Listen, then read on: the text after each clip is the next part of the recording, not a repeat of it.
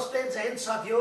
आज मैं रोहतक में मौजूद हूँ और ब्राह्मण डिग्री कॉलेज में एक विश्व संवाद गोष्ठी के दौरान मैं यहाँ पहुँचा और हमारे साथ मेहमान के तौर पर संसद टीवी के पत्रकार रामवीर जी हमारे साथ बने हुए हैं। रामवीर श्रेष्ठ जी, आपका आवाज़ में 24 में स्वागत है।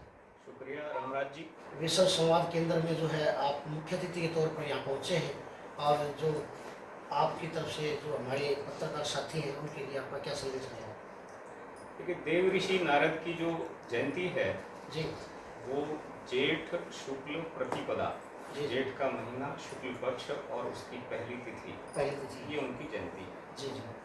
और देव ऋषि नारद को सत्य का संरक्षक माना जाता है। जी।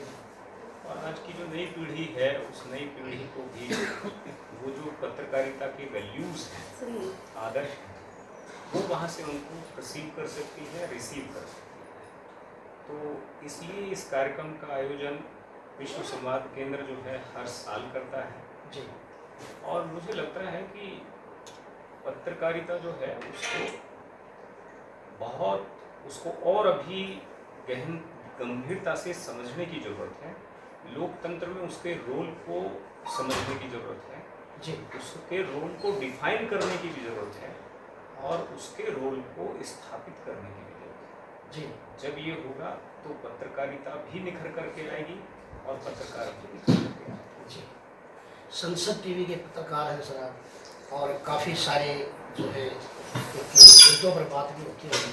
तो सबसे बड़ा मुद्दा जो है जिस पे आपने देखा कि कोई विश्लेषण आपने किया हो उसका आप जो है जिक्र करें हमारे चैनल पर और हमारे दर्शकों को एक बार जो है उनको आग्रहित करें कि किस प्रकार जो है आप देखते हैं, चाहे वो देश का मामला हो, चाहे वो समाज का मामला हो, चाहे वो सरकारें हों, चाहे किसी भी प्रकार का मुद्दा है जिसको आप दिखाना चाहिए। रामराज जी, वहाँ मैंने अपने वक्तव्य के दौरान भी ये बात कही थी कि इस देश में नहीं दुनिया भर में पत्रकारों ने समाज की स्वतंत्रता के लिए त्याग, तपस्या और यहाँ तक कि बलिदान दिए।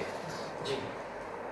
आप भारत के स्वतंत्रता आंदोलन को भी बिना पत्रकारों के अगर देखेंगे तो फिर गांधी भी गायब हो जाएंगे, भगत सिंह भी गायब हो जाएंगे, नेहरू भी गायब हो जाएंगे, कुछ दिखेगा नहीं। गणेश शंकर विद्यार्थी गायब हो जाएंगे, लोकमान्य तिलक गायब हो जाएंगे, और भी आप बहुत लंबी लिस्ट देखेंगे तो पता चलेगा कि मैक्सिमम स्वतंत्रता सेनानी वो तो या तो पत्रकार खुद हैं, या तो अखबार चला रहे हैं, या तो अखबार से जुड़े हैं। जी। डॉक्टर अम्बेडकर। तो मैं कहना ये चाहता हूँ सिर्फ कि ये जो स्वतंत्रता आंदोलन में उन्होंने जो एक तरह से संघर्ष किया था, तो किसके लिए किया? स्वतंत्रता के लिए। तो सबसे पहले स्वतंत्रता जो है कायम रहनी चाहिए। स्वतंत्रता होती किसकी है? व्यक्ति की। तो व्यक्ति स्वतंत्र होगा, इसका मतलब क्या है? स्वतंत्रता बराबर फंडामेंटल राइट्स। ठीक है, जैसे जीवन जीने का अधिकार है तो वो भी फंडामेंटल राइट है। तो क्या है जीवन जीने का अधिकार? तो आपको शुद्ध हवा मिलनी चाहिए, शुद्ध पानी मिलना चाहिए, शुद्ध भोजन मिलना चाहिए। तब एक फंडामेंटल राइट जो जीने का अधिकार है उसमें शिक्षा भी शामिल है।